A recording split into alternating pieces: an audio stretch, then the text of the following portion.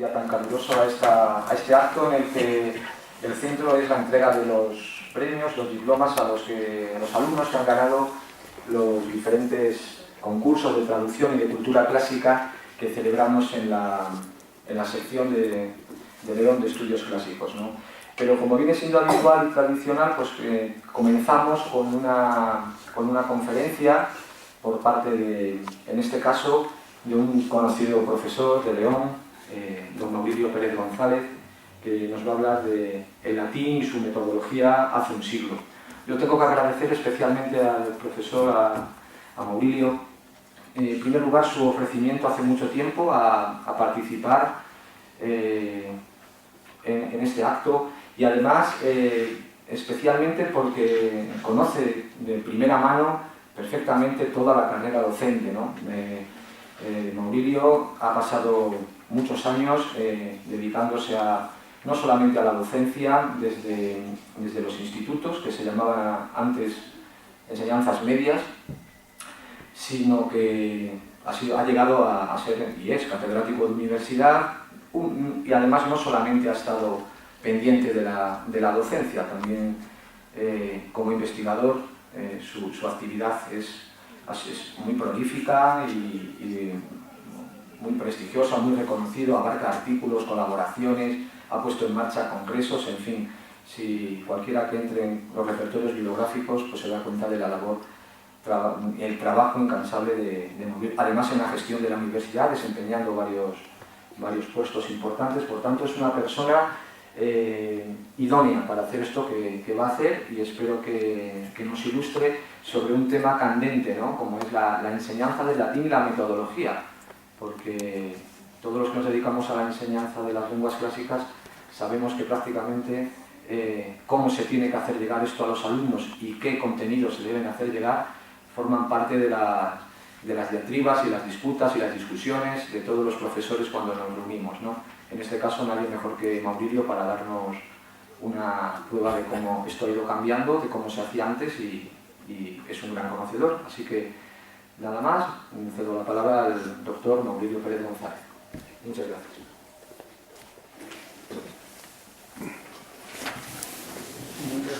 Muchas gracias, Manuel, por tus palabras que me van a llevar a hablar de latín y su metodología, pero no ahora, sino hace un siglo, aunque como norma general la metodología de casi todo ha consistido en bajar los niveles. Es así de sencillo, ¿verdad? Y es que solemos pensar y creer que vivimos en unos tiempos malos y duros para la enseñanza en general, sea la secundaria, la palabra se las trae, secundaria, o la universitaria y últimamente incluso la básica, ya da igual. Y en el caso de nuestra titulación solemos pensar y creer que los tiempos son malos para la enseñanza de las lenguas clásicas, insuficiente en opinión de mucha gente, incluidos en primer lugar los propios especialistas. No voy a insistir más en estas cuestiones y menos en unos momentos en los que está surgiendo cierto malestar entre los latinistas y los helenistas, no sé qué habrá quedado, a propósito de la conveniencia y conveniencia de unir el latín y el griego en la enseñanza secundaria.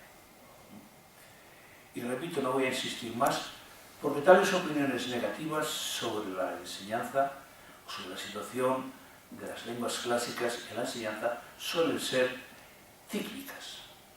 Podemos pensar en lo que ocurrió en 1970 con la famosa Ley General de Educación. En aquellos momentos las lenguas clásicas eran el no va más de las letras, el no va más. ¿Verdad? Yo estudié en Salamanca la especialidad y la titulación más digamos, considerada era la filología clásica, con muchísimos alumnos, muchísimos, 80 y tantos en el curso. Eso nunca lo he vuelto a ver en clásicas en Salamanca, y casi en ninguna parte. En este país es así. Con la Ley General de Educación aquello pegó un bajón impresionante, y eso también ocurrió a principios del siglo XX. Aquí me voy a referir en concreto, in extenso, a la situación del latín en la segunda década del siglo XX. A través de un librito que es nada más y nada menos que de 1916. Es una obra que hace unos 40 años cayó en mis manos gracias a entonces una alumna, la doctora Trinidad Guzmán, esposa de Jaime Esteban Osorio Bestaña, aquí presente, y me regaló, creo que es una fotocopia, no, a lo mejor ella no tenía más, ¿verdad? El caso es que lo he tenido mucho tiempo muy guardadito, pensando que en algún momento podía servir para hacer comparaciones, ¿verdad?, sobre las mejorías y que había habido o que podía haber, cómo opinaban entonces. En fin, el título se titula Crestomatía histórica de la lengua latina por don Marcelino Fernández y Fernández. Eso del I está muy bien, muy bonito. Caballero de la Orden Civil de Alfonso XII y catedrático numerario de esta asignatura en el Instituto de Oviedo, en Oviedo.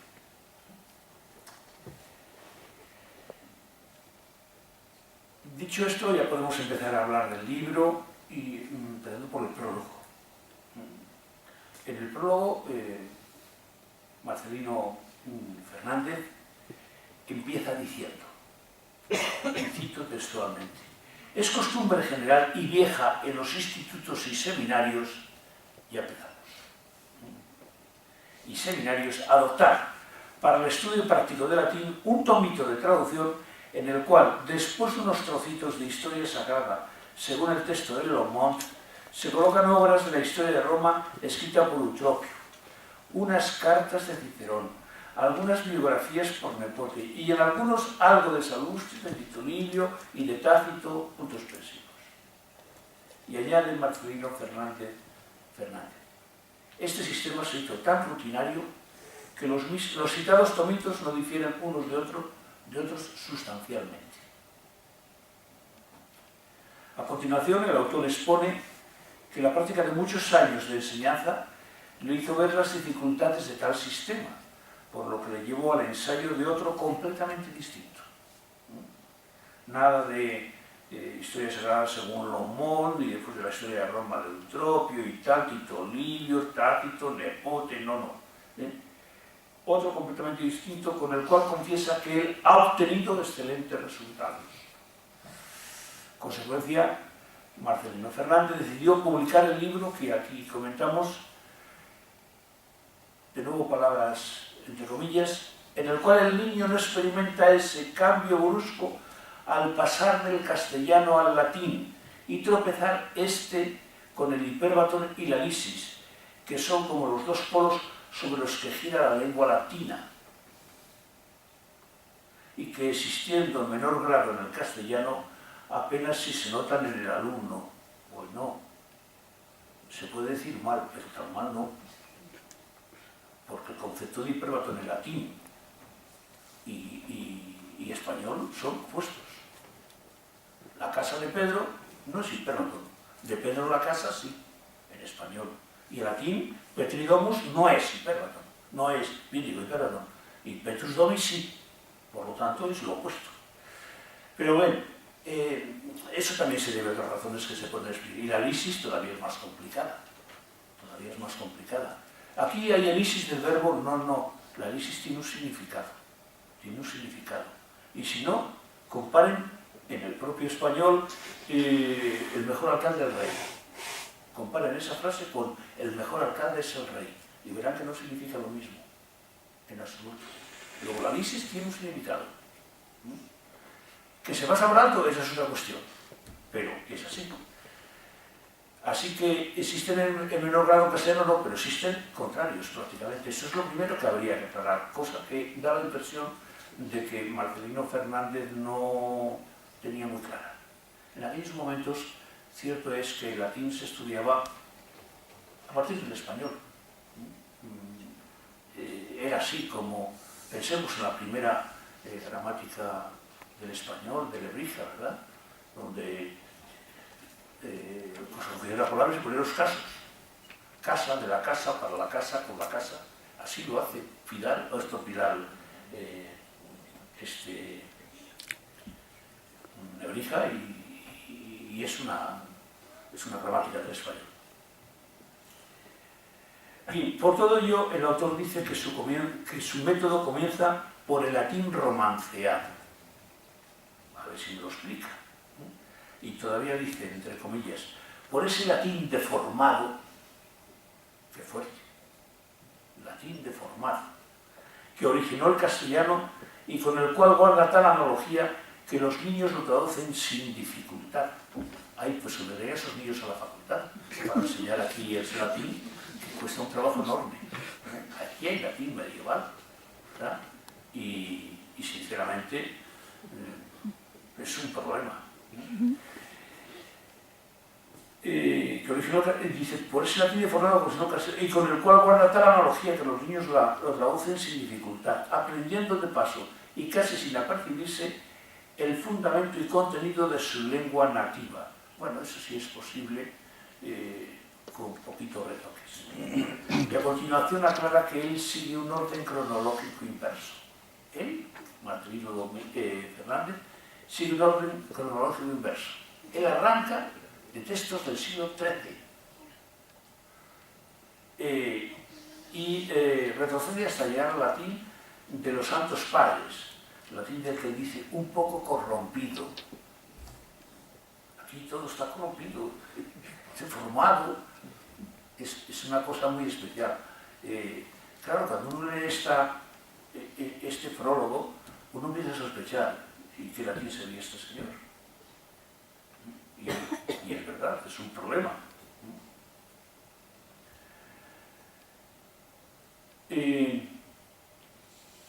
Dice que hasta llegar al latín de los Santos Padres es un poco corrompido y finalmente llega a los autores del siglo de oro de la literatura latina. De este modo añade, el alumno entiende el latín clásico con menos dificultades por su mejor preparación. Hombre, yo me quedo con la idea de que, empezando por el final y yendo hacia el comienzo, sí, evidentemente esa metodología es mejor. Y no lo digo basándome en que yo la haya practicado, pero sí que algún colega lo ha hecho hace muchos años y la llevaba lo tenía muy a gala. Después sigue hablando en ese pequeño prólogo, y en el fondo lo que siguen son las quejas y desideratas de cualesquiera obras de este tipo, quejas características de los latinistas de todas las épocas,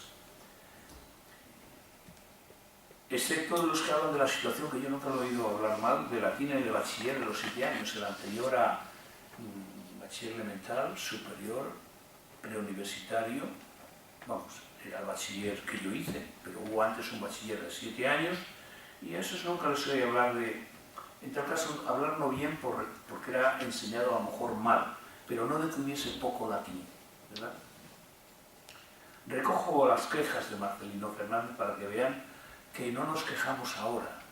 Se quejaban en 1970, se quejaban a comienzos de siglo y seguro que se han quejado siempre. Y es lástima, ciertamente, dice él, que el Estado no introduzca 4 cursos de esta asignatura, en cuyo caso, dedicando los 2 primeros a la interpretación del latín popular y del bajo latín, entrarían los alumnos con base segura y pie firme en el estudio de los clásicos latinos, que dominarían en los 2 cursos siguientes. Pero mientras esto no suceda, que no dudamos que habrá de suceder, contentémonos con que nuestros alumnos sepan interpretar siquiera los documentos de la Edad Media, ya Salustio, Livio, con los alumnos en los documentos de la Edad Media y se hallen en condiciones de hacer lo propio con los del siglo de oro latino cuando puedan consagrarle un poco más de tiempo y esfuerzos, cuando ya los cursos sean 4, en definitiva. Esta es la introducción que en el fondo él se dedica a justificar escribir el libro para una metodología inversa, pero de paso creo que expone sus miserias, sus personales miserias, ¿verdad? Sigue una introducción de 16 páginas en las que el autor hace diversas consideraciones, distribuyéndolas en los siguientes puntos que lo tienen en la hoja que les he dado. Diversas clases de latín, punto 1, y formación de las lenguas romances. 2, épocas de la lengua y literatura latinas. 3, reducción de estos periodos. 4, escritores principales de cada época. 5, el latín y su origen. 6, advertencia para la lectura. Y 6, el acento y la cantidad. Se trata de una introducción pertinente e imprescindible en una obra como la de Marcelino Fernández, aunque personalmente pienso que algunos puntos no vienen mucho a cuento. Por ejemplo, el punto 3, reducción de estos, habla en el punto 2 de las épocas de la lengua y literatura latina y después de reducción de esos periodos. Y como dice el otro, los divide por 2 o por 3. O sea, no me gustó. Y el 6, pues tampoco. El punto 6 dice advertencias para la lectura. Prácticamente lo que dice ahí es que voy a acentuar las palabras latinas para que los alumnos lean bien. Lean bien y lean, yo qué sé, que no den como grave una palabra que es esdrújula o viceversa. Hombre, una vez más, casi todo estará en la primera página, en el hecho de que eso sí que se hacía en algunos tipos de centros, pero en lo que es la enseñanza pública, él era profesor de un instituto, no va bien. Y también es verdad que hay otros que son puntos extensos y complicados, como el punto 7, el acento y la cantidad. Pues no es complicado ese punto. Se puede estar hablando muchísimo tiempo. Y además, sin llegar a conclusiones nunca aceptadas por todo el mundo. Porque el tema del acento y de la cantidad son temas tremendos. Los puntos 2, 4 y 5 pueden llevarse a cabo de muy distintas maneras, por lo que no voy a centrarme en ellos. Por último, el contenido del punto 1 ha evolucionado mucho en el último siglo, por lo que actualmente son inaceptables las opiniones expuestas por Marcelino Fernández. Pero ninguno de estos puntos va a ocupar los próximos minutos, puesto que yo he venido aquí a hablar de la metodología de él, sino exclusivamente me voy a fijar en la selección textual que hace Marcelino Fernández, que empieza por textos del siglo XIII y finaliza con textos de Cicerón, Virgilio y Ovidio. Pasamos a dicha selección. La crestomatía histórica empieza por textos del siglo XIII, es unos documentos de Alfonso IX del año 1226, en el que el concejo de Avilés, Abelies, dice con B, se incluye como uno de los principales de sus dominios. Yo desconozco este diploma, no lo he encontrado en ninguna parte. Es cierto que me falta por ver, me he dado cuenta al final, ayer, a última hora, y esta mañana no lo miré, ver el Staff, un libro sobre el origen, los comienzos de Leonés, de Erik Staff, de un finlandés, que junto con Pidal, Pidal escribió su libro en el año 1906, me parece, y Erik Staff en 1907, ¿verdad? O 7 y 8, ¿verdad? Y ahí no he mirado si está alguno de estos documentos, pero, en fin, no importa que no conozca yo ese documento. Lo que sí puedo decir es que los comentarios son inadecuados con frecuencia. O sea, uno puede esconder la verdad, pero no distorsionarla, ¿verdad? Y él la distorsiona. La segunda selección que hace son los suelos de Llanes de 1906, de Avilés de 1155 y de Oviedo de 1145. Ahí se observan comentarios calamitosos o que no vienen a cuento. De verdad, lo podría hacer, pero no quiero gastar excesivo tiempo. En el foro de Avilés hay comentarios que no reconocen como tales los leonesismos de acuerdo con la terminología de Pidal y de Staff, que acabo de citar, ¿no? O sea, este hombre, catedrático del Instituto de Oviedo, del Instituto, porque sería el único en aquel tiempo, seguro, no reconoce leonesismos en aquel momento, ni siquiera en los fueros de Llanes, de Avilés y de Oviedo. En el fuero de Avilés se han escrito cientos de páginas. El siguiente texto es el Concilio de Tense de 1115. Es un texto del reinado de Doña Urraca y también, una vez más, el autor hace comentarios muy poco atinados. El siguiente texto es de 1104, son unas cartas de arras que otorga Juan Braollez a su esposa María Álvarez. Esto ya se halla en el cartulario de Eslonza. No se conocerán ustedes, habrán oído hablar del monasterio de Eslonza, del que queda un trozo de pared o algo así, en Santa Olaja de Eslonza. Recientemente, hace algunos años, compró lo casi nada que quedaba el ayuntamiento, la alcaldesa que había en aquel momento, y no sé qué pensaron hacer, pero el monasterio de Eslonza tuvo mucha importancia. Es la primera vez que el autor del libro cita un texto que no es asturiano, cita un documento que no es asturiano. Sus comentarios siguen siendo igual de insulsos e incluso falsos. Cuando dice que gratie, tal como suena, gratie, está por gratiae. No, gratie ya no se dice, luego gratie está por gratie. Eso está claro.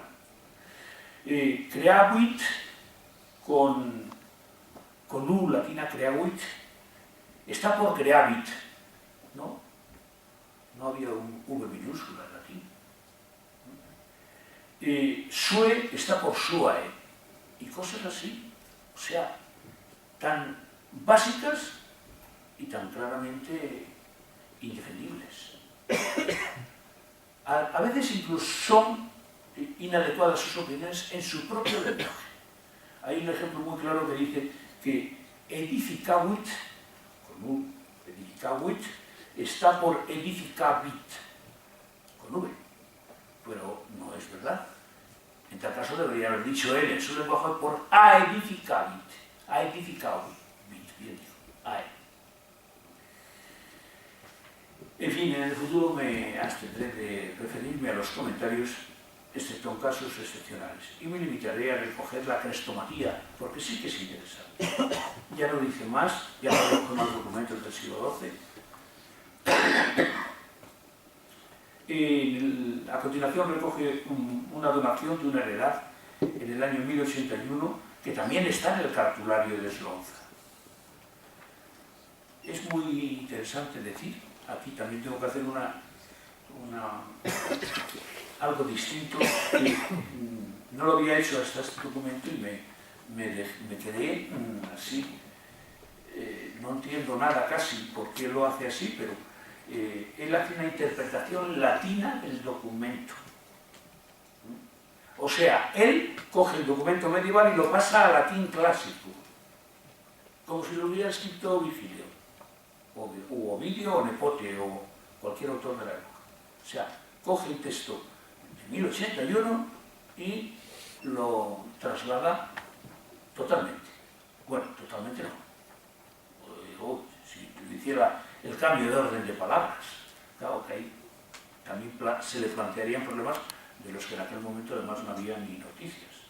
El problema del orden de palabras, la evolución del orden de palabras de latín al romance es un problema muy serio que estudió en su momento, en fin, un colega de la Universidad de Oviedo, infelizmente, en fin, ya no vive, era el profesor Hinojo. Escribió un artículo sobre el orden de palabras en 3 o 4 obras, una de ellas era la Peregrinación Teria, y la última es del siglo XII o XIII y la diferencia de la preeminancia del siglo XII o XIII es mínima, ¿verdad? Pero también la ve con otras obras latinas. Y esta interpretación latina que él hace del documento y la transcribe a la par que el documento original. Transcribe el documento original y al lado la interpretación latina. No. Lo que está poniendo de manifiesto Marcelino Domínguez es su torticero desconocimiento del latín medieval. Eso es así. Sigo defendiendo su metodología, pero no sus conocimientos. Porque esto lo sigue haciendo en los restantes documentos recogidos en los siglos XI-X. En todos. Como son la donación de Nuño Gutiérrez en el 35 al monasterio de Eslonza, también es el monasterio de Eslonza, la donación del rey Bermudo en 976 al mismo monasterio, donación de varias iglesias en el año 912 hecha por el rey García también al monasterio de Eslonza. ¿Qué selección está haciendo? Esto es entre paréntesis. Está recogiendo documentos solo del monasterio de Eslonza o de los primeros que eran asturianos. En este diploma es muy bueno porque no es que yo tengo un espíritu crítico, lo tengo muy claro, pero él hace una cosa que recoge el texto de la edición de Vignau, de Víctor Vignau. Víctor Vignau fue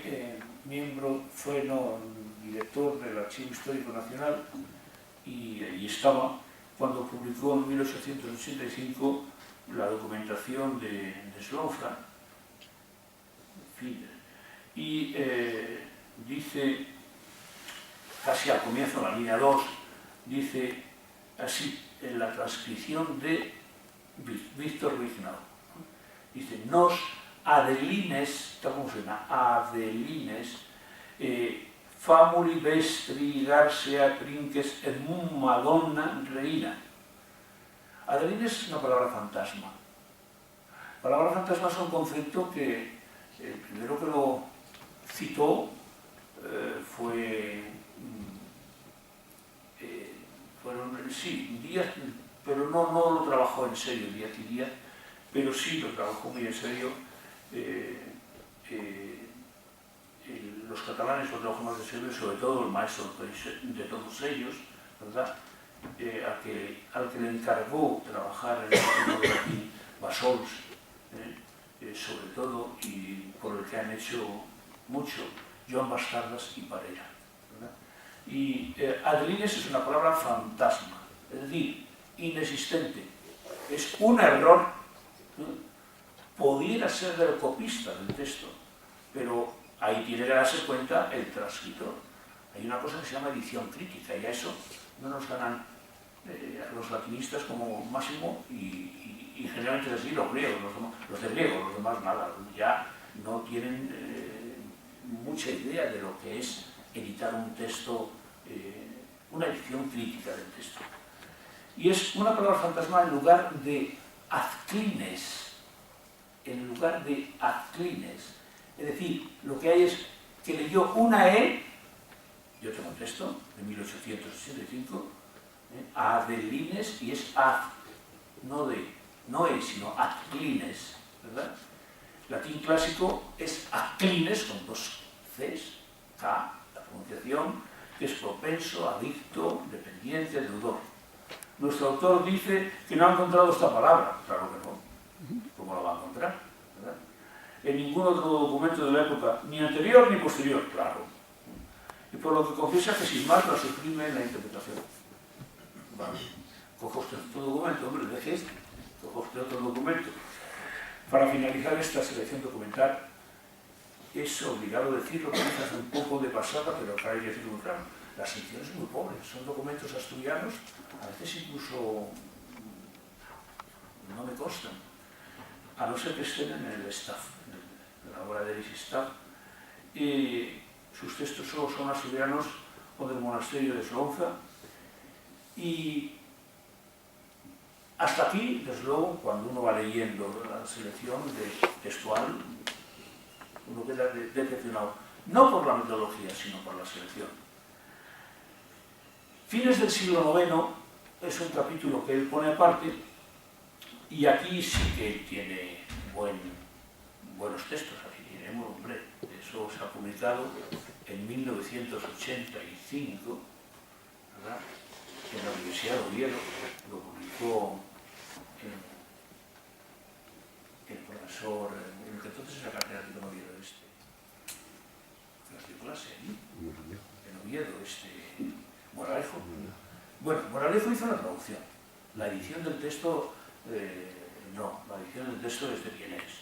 Juan Gil Fernández, catedrático toda la vida de la Universidad de Sevilla y ahora miembro de la Academia Española. Ahí es nada, ¿verdad? Se publicaron en el año 1985, que las ha vuelto a publicar este mismo año, 2018. Yo tenía noticias de que yo no sabía si era de 1918, 2018 o 2017, pero no, me llegó de él un ejemplar dedicado hace un mes o algo así. Siempre nos mandamos todas las cosas, y lo ha editado la editorial Prepols, ¿verdad? Entre ellas está la Crónica de Alfonso III, entre estas obras. De la Crónica de Alfonso III, de finales del siglo IX, hay dos versiones. Está la versión rotense, que es una versión en latín más popular, y está la llamada Ad Sebastiano, que es una versión más un latín algo más normativo. Yo seguro que escoge el Ad Sebastiano, efectivamente, él escoge el Ad Sebastiano, ¿verdad? Es todo lo contrario. De escoger tiene que ser lo más, aquello que ya va yendo hacia la lengua romance, porque esa es la idea de la metodología, ir del romance y poco a poco, insensiblemente, mirar hacia latín, más latín. Recoge lo de Alfonso, y recoge los reinados de Pelayo a Ordoño I.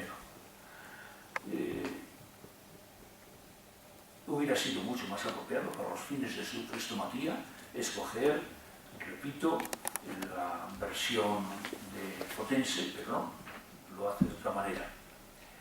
De aquí deduzco, al llegar aquí lo tuve muy claro, nuestro autor originalmente debía ser hispanista, no latinista, y mucho menos latinista especializado en la época medieval.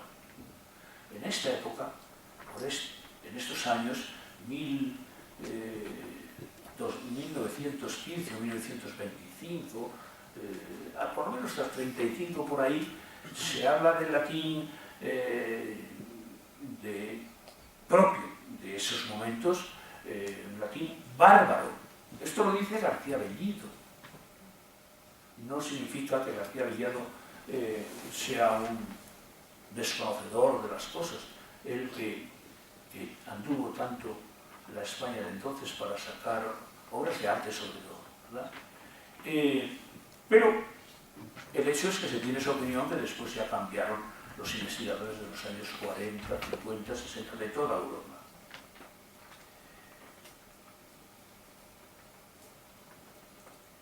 Y quizás así se explique todos los fallos de Marcelino Fernández, por ser hispanista.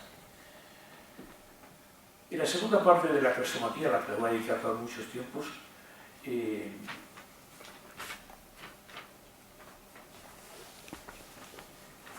puede decir que hasta el siglo II, en general, los textos son conciliares, de concilios, y los comentarios casi exclusivamente religiosos. Bueno, yo esto no lo digo como crítica, lo digo como realidad. La religión, el latín, de ser la lengua del imperio, pasa a ser la lengua de la Iglesia. Por lo tanto, no hay por qué asustarse ni asombrarse. Esto sí que es bastante normal. Me limito solo a decir los textos seleccionados por el autor. El Segundo Concilio de Nicea, que es del año 787, el Tercer Concilio de Constantinopla, del 680, El segundo concilio de Valencia de 525 siempre va hacia atrás. El concilio de Éfeso del año 451, el primer concilio de Toledo del año 397, y ya llegamos nada más y nada menos que a una carta de San Jerónimo a su amigo Leodoro. En esta carta, Marcelino Fernández introduce bastantes notas lingüísticas y notas de traducción.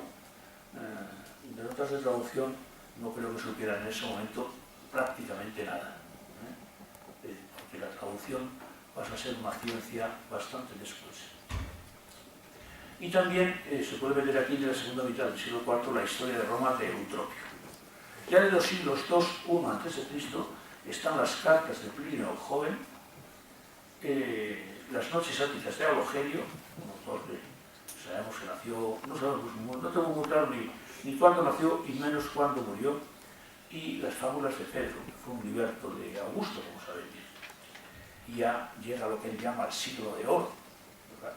Claro que sí, de la vida de Epaminondas y de Catón, de Cornelio Nepote, las epístolas a familiares de Cicerón, una elegía de Ovidio y el libro 7 de la Neila de Virgilio. Con lo cual, digamos que el ciclo, para lo cual pide 4 años, el ciclo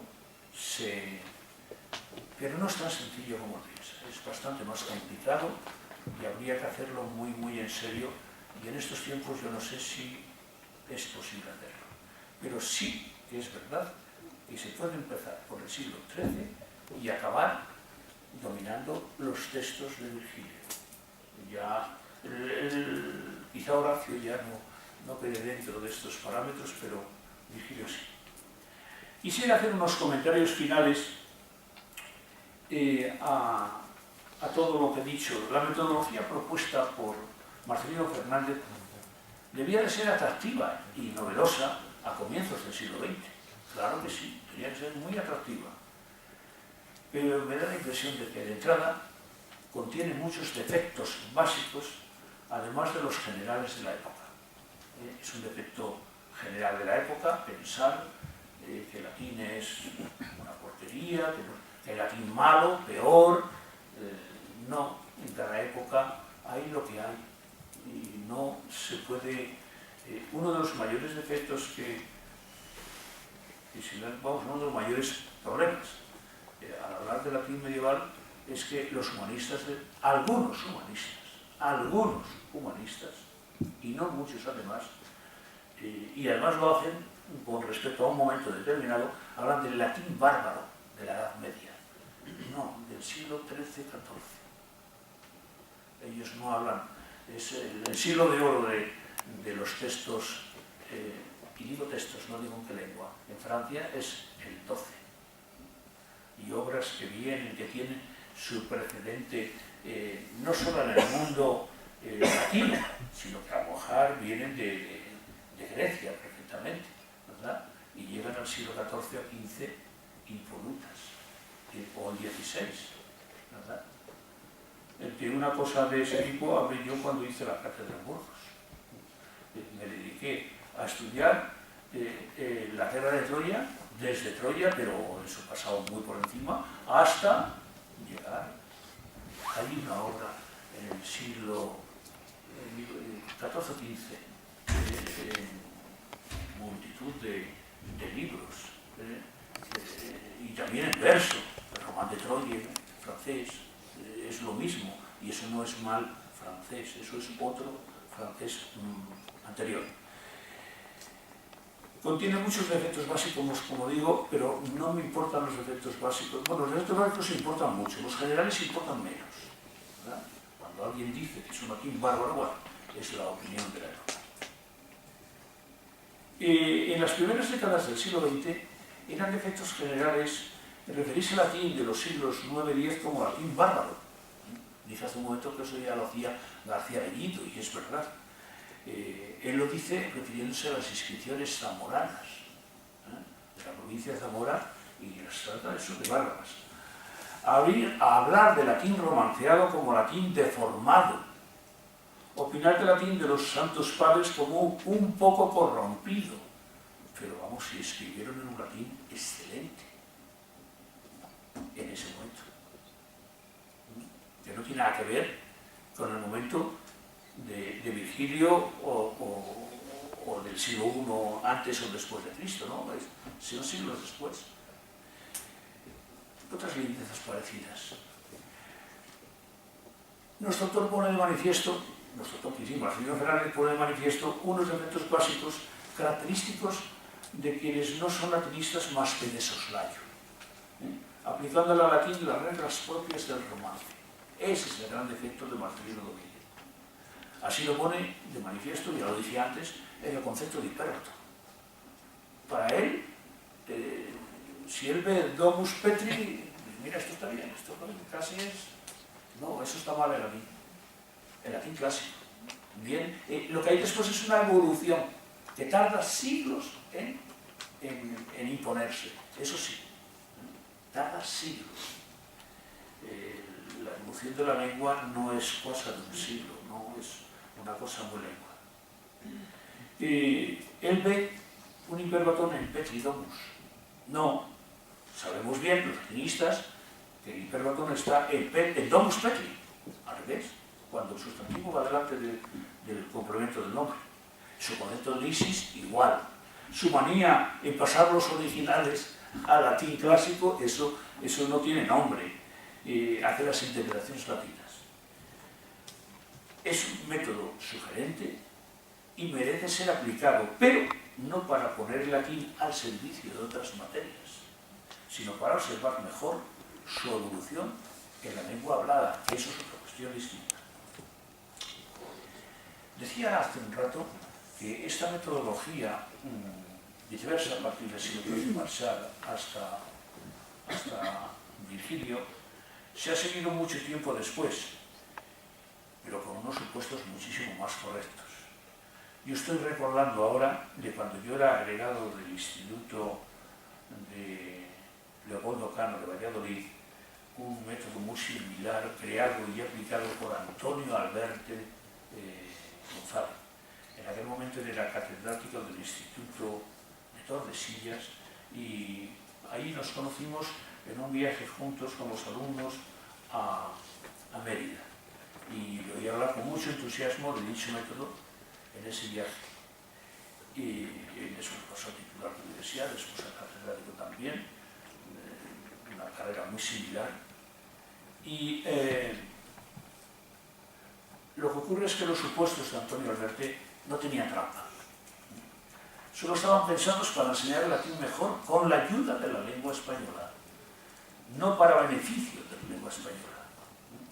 Así sí, así el método funciona, porque al fin y al cabo lo que se trata es de aprender latín, pero sin estropearlo, sin tener... típico de los seminarios, por poner un ejemplo bastante moderno, típico de los seminarios de enseñanza sacerdotal de los años 50, lee,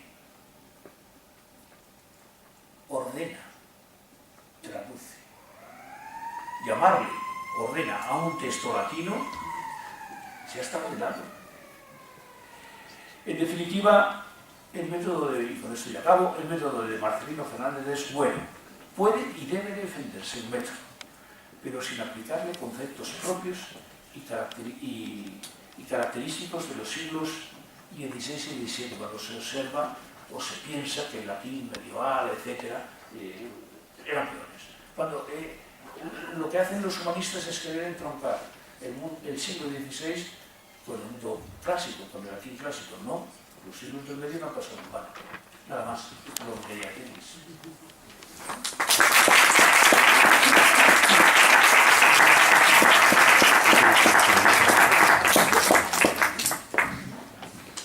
Bueno, pues muchas gracias, profesor, por esta clase tan interesante, tan sugerente sobre todo, y de la que se pueden sacar muchas conclusiones. Lo mismo algunos de los que nos dedicamos a esto, pues tenemos la oportunidad de poder ampliar el espectro de los textos, ¿no?, que nos vemos abocados a dar Julio César año tras año, ¿no? Y nada, simplemente agradecer las palabras y Si alguien tiene alguna cuestión que plantear al profesor, seguramente sea capaz de abordarla desde muchos puntos de vista diferentes. ¿Verdad, Mauricio? Sí, sí. ¿Alguien tiene alguna cuestión que le parezca interesante?